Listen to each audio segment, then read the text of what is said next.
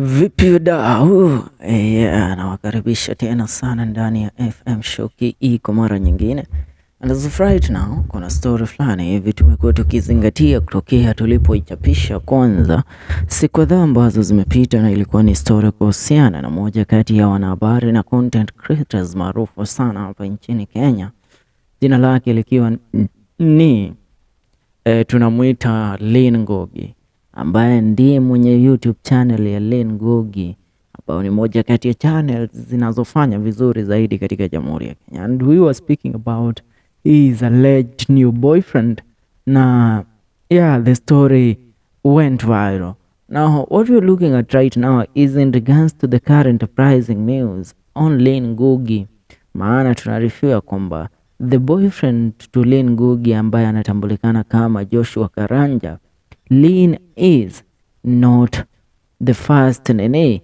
Tunaambiwa huyu jamani kana kwamba alikuwa ameoa kitambo.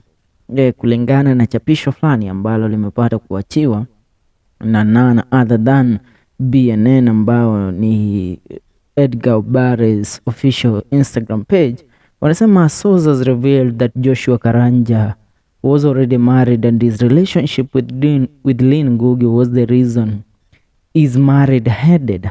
All we know about their relationship, akasema iko on BNN Premium. Now a lot of comments have come in as people trying to figure out, you know what, Lynn Ngugi can never settle for that.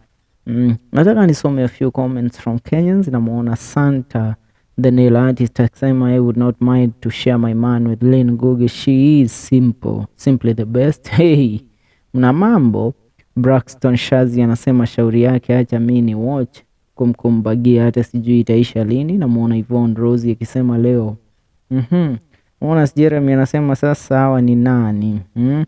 Another one is saying after dating a married man for some months, then you come to realize he's married, you are like, why don't you tell me you're married? He is like, I forgot. Sasa hapa msijaribu kulaumu Lynn. Maybe Joshua just forgot that he is married and decided to seduce Lynn. Offered the Lord in the next life, I want to come back as a man, please grant me my wish. Ndivyo mambo yalivyo. What do you have to say in regards to this said story? For now, leave your comment on the comment section. See you in the next one. Make sure you subscribe to FM Show KE.